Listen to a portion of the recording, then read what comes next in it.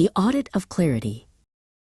John was a dedicated clerk who took great pride in his accuracy. This week, he had been sent to a small branch office to perform a difficult audit. It was the height of the Easter season, but the office felt cold and heavy with paperwork. The audit had been requested by the head office because of some missing files. John sat at a small desk, surrounded by boxes, feeling the weight of his responsibility.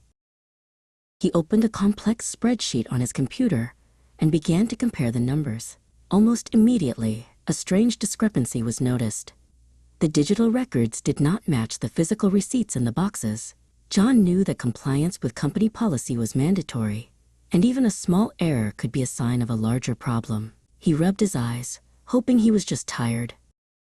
John stayed late into the evening, the only light in the office coming from his desk lamp. He began to fear that a serious fraud might have been committed by someone at the branch. "What's the matter with these accounts?" he whispered to himself. The numbers seemed to jump around the page, refusing to make sense.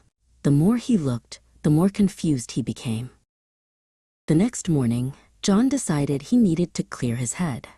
He took a walk through the local village, which was decorated with bright yellow and purple ribbons for the Easter festival. He tried to sit back on a park bench, but his mind was still racing.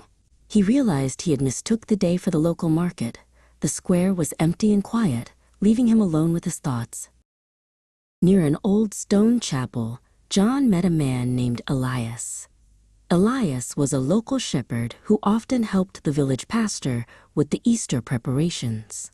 He was carrying a wooden staff and looked very peaceful. Elias noticed John's stressed expression and stopped to greet him.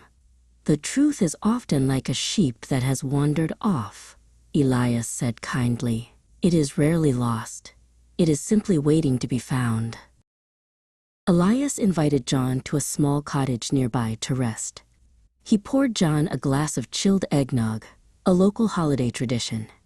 "Wisdom is not found in the speed of the search, but in the clarity of the vision," Elias shared. John took a sip of the sweet drink and felt his tension begin to melt away.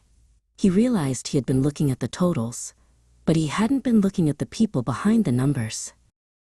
As they spoke, John explained the messy spreadsheet and the missing policy documents. Elias listened with great patience. "Sometimes the path is hidden by those who are afraid of being seen," the shepherd noted. This simple sentence acted like a key for John. He suddenly realized that the discrepancy wasn't a mistake. It was a deliberate mask created by an unauthorized user. John returned to the office with a new perspective. He stopped looking at the balance and started looking at the authorization codes. The evidence of fraud was found within an hour. A series of secret transfers had been made during the previous month. Because John had cleared his mind, the complex web of lies finally became visible on his screen.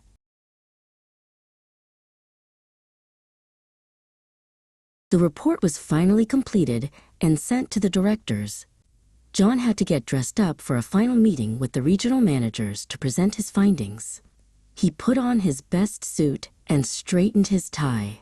He felt a deep sense of relief knowing that compliance had been restored and the company was protected once again.